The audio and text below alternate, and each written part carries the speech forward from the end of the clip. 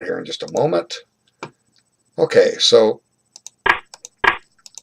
another French defense exchange. Now, this is a very interesting line. Let me talk about it for a moment. I know a lot of people who play the French. It's a great opening, this being the French defense. And they're ready to meet e5. They're ready to meet knight c3. They're ready to meet knight d2. Those are the main lines. But they hate playing against the exchange. If you want to frustrate, they shouldn't. Black gets an easy equality. But they hate it because they're trying to play their style of game, and this just makes it an open position. Okay, so I had a friend who was thinking of opening up because he kept running in the exchange. I said, well, try this, and the idea here is Black is going to play this similar to what we just observed, the Burn or Mises variation, where Black is trading here. The difference is this queen is going to get chased. Now there are many openings where Black does bring his queen out here real early. Let's just do a little review of that, because I think if I don't know the rating levels everyone's at. When we review these things, we help you understand.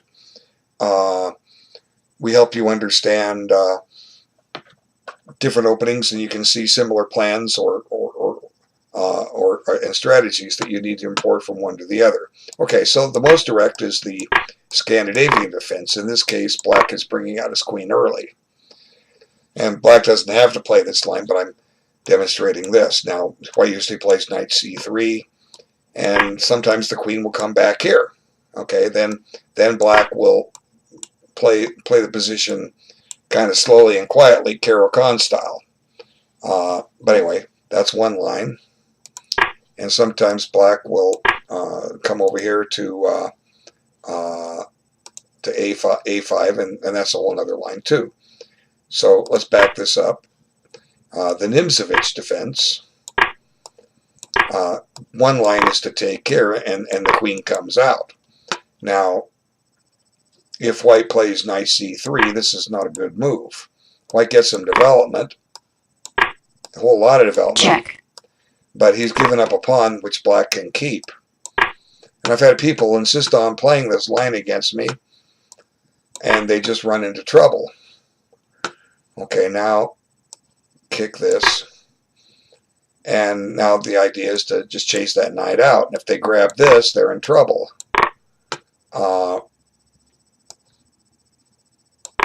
And after this guy is a goner. They tried to save it with the rook, and you just move the pawn up, and the rook's not coming over.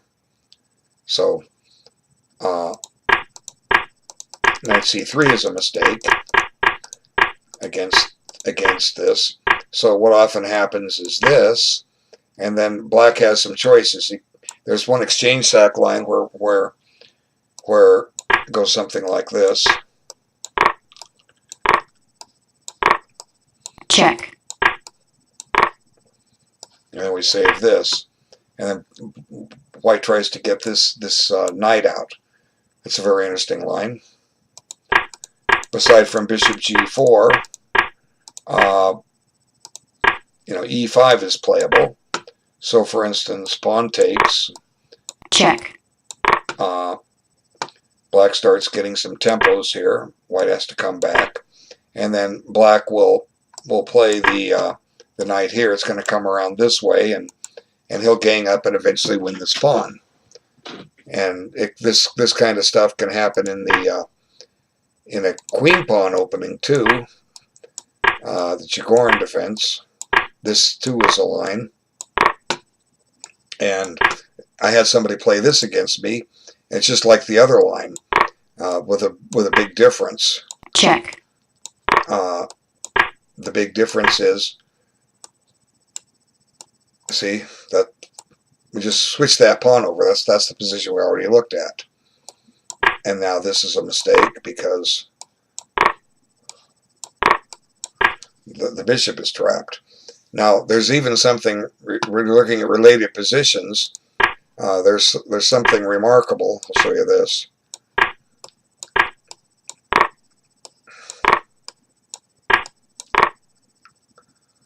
Let's see.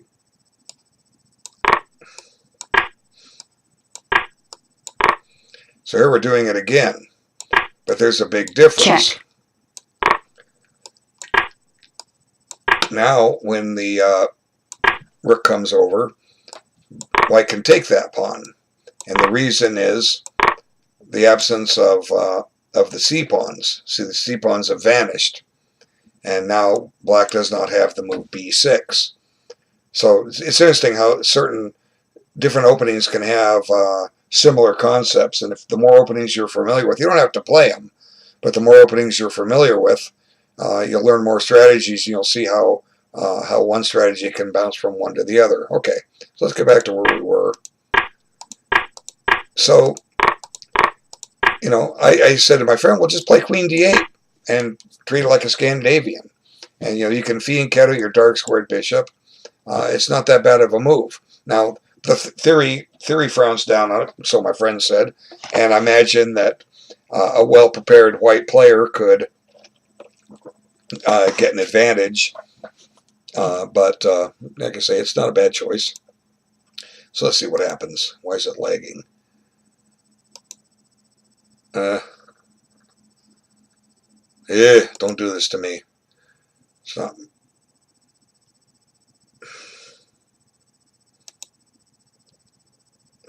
Nothing is happening. Maybe I'm going to lose connection to ICC. Let me try ping.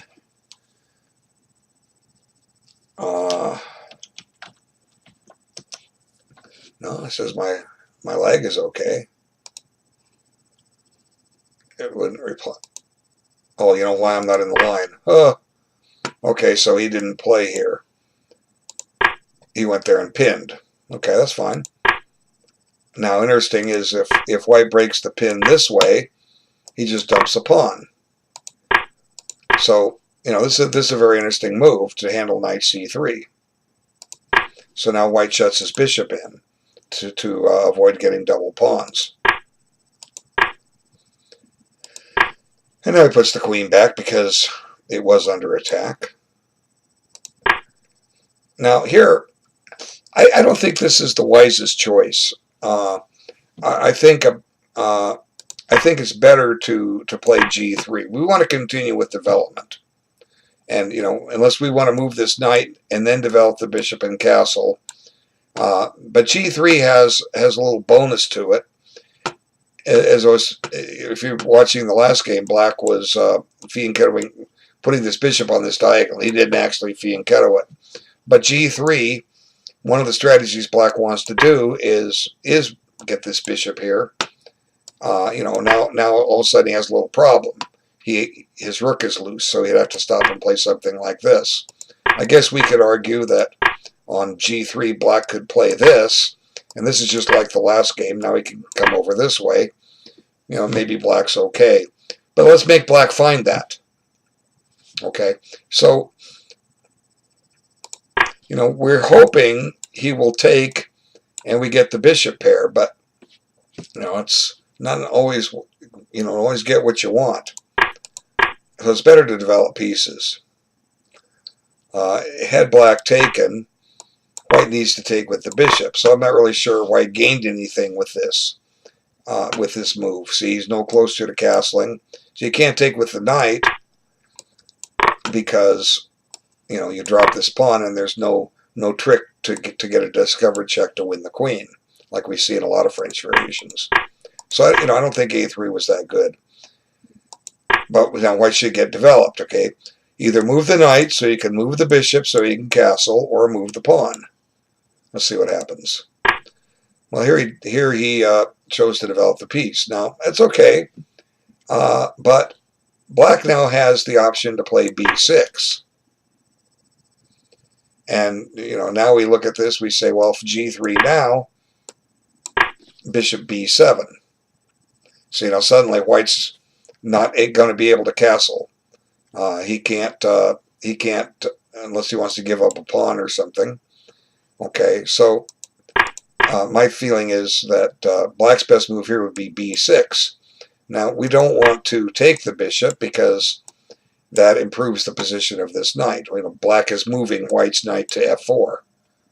Okay, let's see what happens. He castles.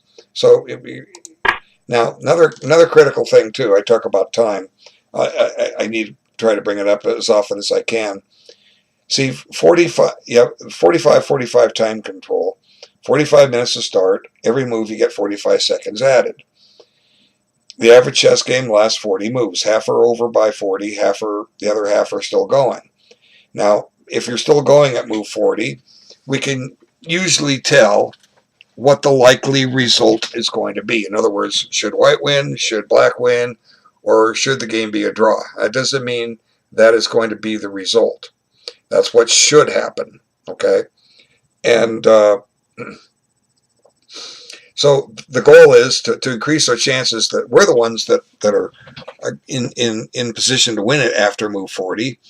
We need to maximize our time. We need to take our time and think and see what is there that we can do to maximize those winning chances. Now, if your opponent's playing too quick, he's not thinking, he's not finding, he might luck into the best moves. You never know. Sometimes we just have it. Like an old saying, one day you're the artist, the next you're the canvas, okay? Sometimes there's nothing we can do. Our opponent played a great game. We could just say, good game. It was outstanding. That's chess, okay? So, but in order to find a good move, we have to take our time. Now, watch black's clock. See, 48-24. 10 and 24 means he gained 34 seconds on the move because there was a 45-second increment. Black made his move with 11 seconds of thought. 11 seconds. Now, there's no way he could have seen the line I suggested. See, b6 is an outstanding move. And I didn't show you the other line. You say, well, you don't have to fee and counter your bishop. Okay, fine. That means you got to move this knight. Where do you want to put it? Uh-oh. If you put it anywhere, you drop your bishop. And even if you did put it somewhere and this wasn't available, we'll just pretend that black cannot play this. Well, look at bishop g2. Now, if you develop your bishop, whoopsie, there goes your pawn. Yeah, I know this bishop is hanging, but I'm trying to make a point. So, let's back this up. Now, if black took 5 minutes on this move, maybe he wouldn't consider this move. I don't know what 1445 players think about. Well, I was 14. My first rating was 1465. Over 46 years ago. Okay. I don't know what my strength was in the 5 years I was playing chess clubs before that. But I was busy learning. So you have to take your time in order to see things. And it's, in my opinion, the number one reason why people lose games is they're moving too quick. You got to be able to think and calculate. You got to think and assess. So, maybe he's hoping white takes this and develops his queen. I don't know what he's thinking, but he's not thinking about the position. Now here, this is a serious error. Okay, it's a serious error. We want to easy move to avoid. Okay, white is trying to get the bishop pair, but or is he? Maybe he's hoping he will take this and develop his knight so that he can bring his bishop out. I don't know what he's thinking, but once again, b6 becomes a very viable option for black. Okay, well, you get the bishop pair, so what? We could say black has the knight pair, couldn't we? What are you going to do about this bishop? Now what I was saying is true. G3, we have bishop G2, whoop, or bishop B7, whoops. Knight G3, we have bishop B7. Can't develop the bishop. We have to stop and weaken our position in order to develop the bishop. So how do you reject moves like this? Well, you just sit on your hands and say, why do I want to move that piece twice? Now, as a general rule, when you get the bishop pair out of the opening, it usually comes at a loss of tempo. And that's certainly the case here. White is going to be moving that knight all over the place to grab that bishop that actually is only moved twice. Let's see what happens.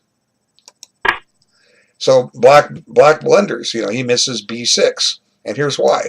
Look at the clock. 48:24, 48:02. So 36 plus 2.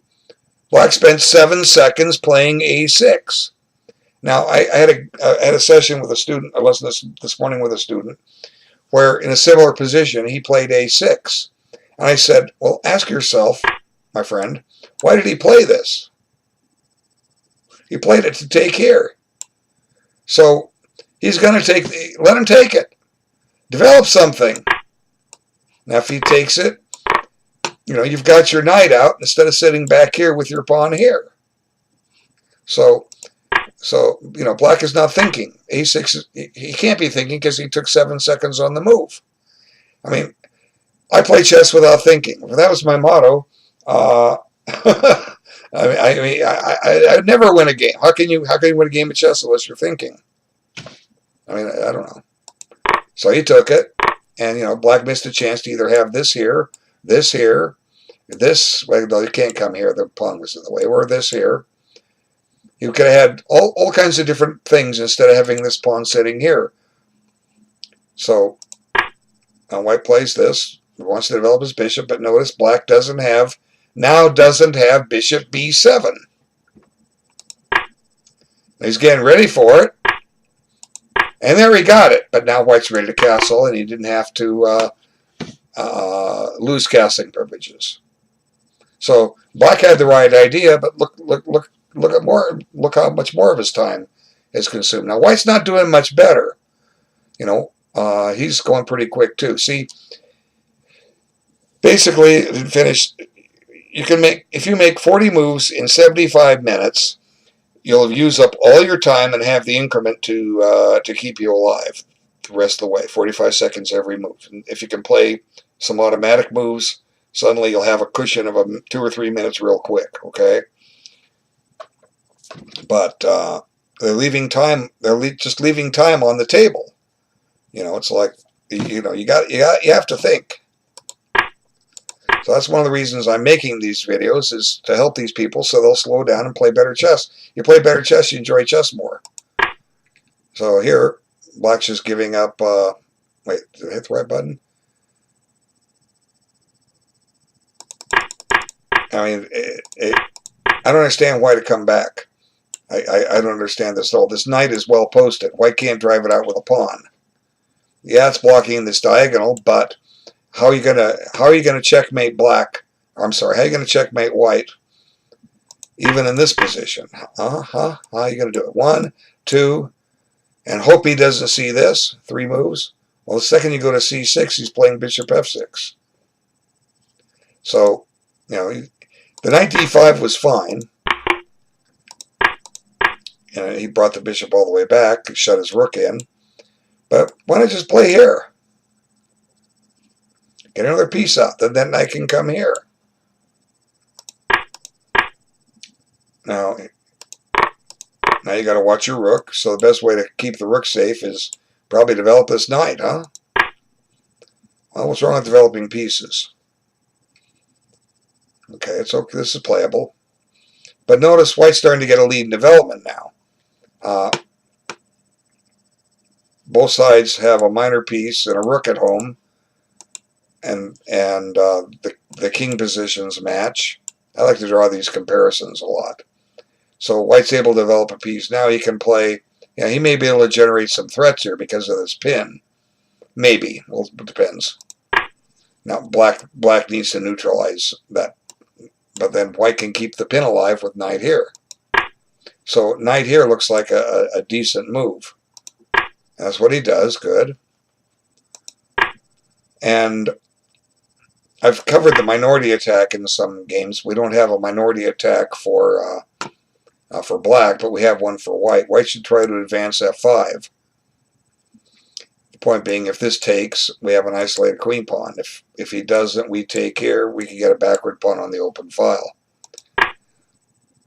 Okay, so here White can force an ending where black has double pawns. Check. And that's what he chooses to do. So, had black not wasted time with d6, he would have had the double pawns. Now, a good move for white is f4. He does. Now, the idea is to play here. Maybe what white should have considered was this move. This stops this because you just take. So f4, he should play f5. Yeah, now, I thought f4 was a good move, but then after thought, I think this is probably a little more accurate. You say, oh, look at that pawn, it's weak. Well, what are you going to attack it with? A rook, okay. All right. I guess maybe you're right. So I'll have to, I can't accelerate what I want to do, but I will just play here. And I'll go here. And now I'm getting ready to do this and this. Okay, so anyway. Let's revert. Okay. So white's trying to activate his rook along the rank somewhere.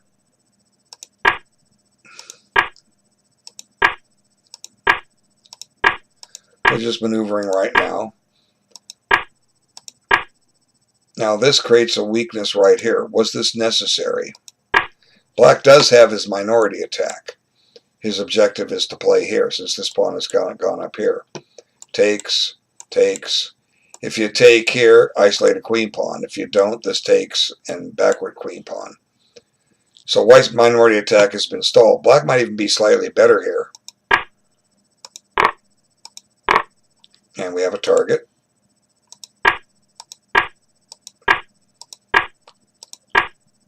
But black's rooks are active here. White's aren't. And I see he avoids exchanges. More pressure on c3. And now do a tactic, he dropped a pawn.